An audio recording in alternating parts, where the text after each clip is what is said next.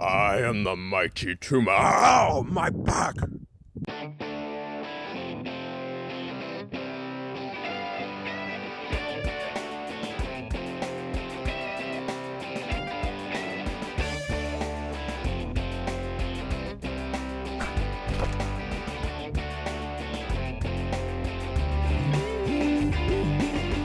Hello everyone and welcome to the Recap Review. Today we're taking a look at set number 8991, the Mighty Tuma.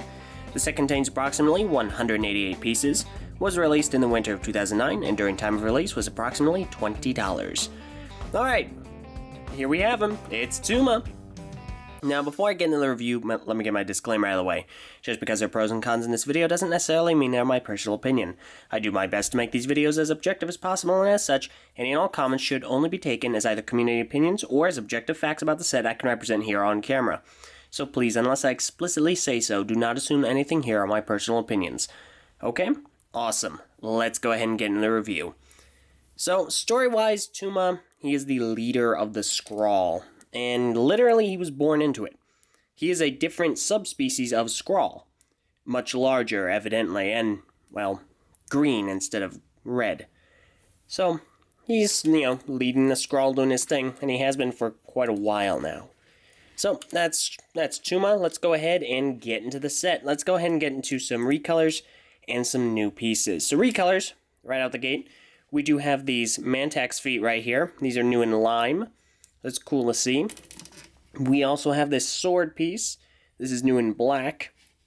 I believe that these spike pieces, we have them in Tarduk, but, these kind of Mari-torn blades, they could be considered new in lime. However, I'm not sure if they're new to Lego, but they're new to Bionicle at the very least. As far as new pieces are concerned, we have the mask, the helmet, and as far as I'm aware, this helmet is the only one in Bionicle, and this set is the only one in Generation 1 that uses stickers. We have 3 stickers, 1 on the head, 2 on the sides right there, which is kind of interesting. On the back, we have 4 of these Skrull blade pieces, and this time they're not red, they're not transparent, or glow in the dark, they're actually black and green. So we have them in a new color as well. Additionally, we have these counters on the back. Now, these are part of a game that I will go over at the end of the season in the 2009 overview. So, we will get to those soon enough. And finally, we have the Thorn Axe Launcher, as well as the Thorn Axe. Now, story-wise, Thorn Axe is a fruit, and it does either explode or really hurt when you shoot it at people.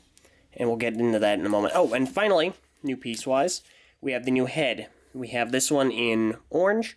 Kind of looks like Iron Man. So, there is that. So there we have it. That's all the new and recolored pieces that I can think of right now. So, let's go ahead and talk about the build.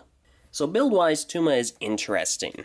Well, let's go over functionality and articulation. First of all, function-wise, like I said, we do have the counters that I'll go over in the 2009 overview. And additionally, we have the Thorn Axe Launcher. Now, it should do this. There you go. Does fire normally, and that does work. And then we have the counters, so those are the only 2 functions. Articulation-wise, Tuma is actually not that bad.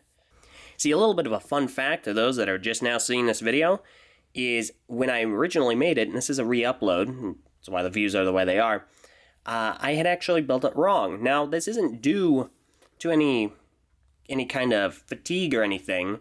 It's just the way I've had it built since 2009. And because enough people were annoying about it, I decided to remake the video.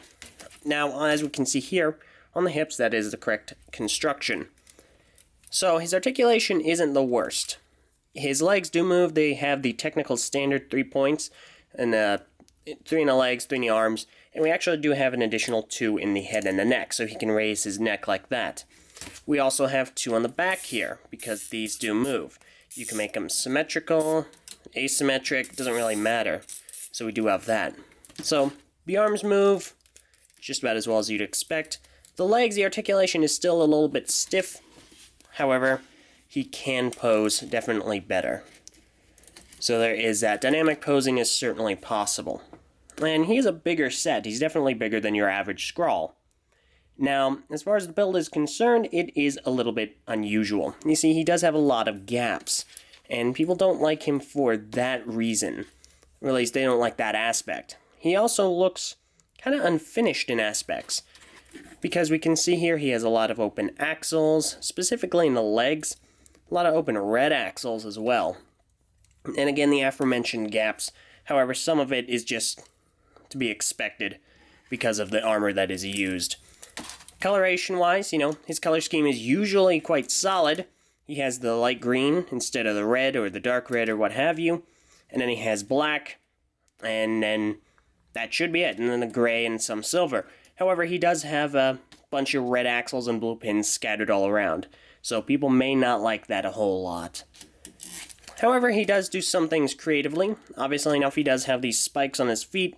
He does try and use feet as kind of shoulder and leg armor, and that is a thing. Now, some people do and do not like these stickers moving up a little bit on Tuma. Now, on the one hand, they do add the detailing, and we can see that it looks very ornamental, and it fits in with the patterns on the swords and the shield. The issue is their stickers. So if this set gets dusty, well, you got to be very careful not to completely ruin the stickers, because, they are susceptible to water damage. However, if you are careful about it, it will not be that big of a deal. So, people generally like Tuma. They often find him to be one of the more enjoyable Titans from this year. He's actually one of the few Titans at the very least. And his articulation, it does work. Works as is expected to. The arms are fine, the legs are fine. However, it does have a kind of an unfinished look. A lot of open axles, a lot of gaps and holes and whatnot. So it does look kind of unfinished in certain regards. Functionality-wise, he does work fine, and he brings a new color scheme to the table, as definitely different from any of the other Skrull, which is light green and black. So people do like him in that regard. However, he also has odd proportions. Specifically, his torso is really long, while his legs aren't quite so much. So he does look awkward in certain instances. But that's about it. That has been the Mighty Tuma. What do you guys think? Do you like Tuma? Do you not like Tuma? Let me know either in the comments below or on the TTV message boards at board.ttvpodcast.com. Join me next time when I look over his immediate subordinate, Stronius. Thanks for watching, and we'll see you all then.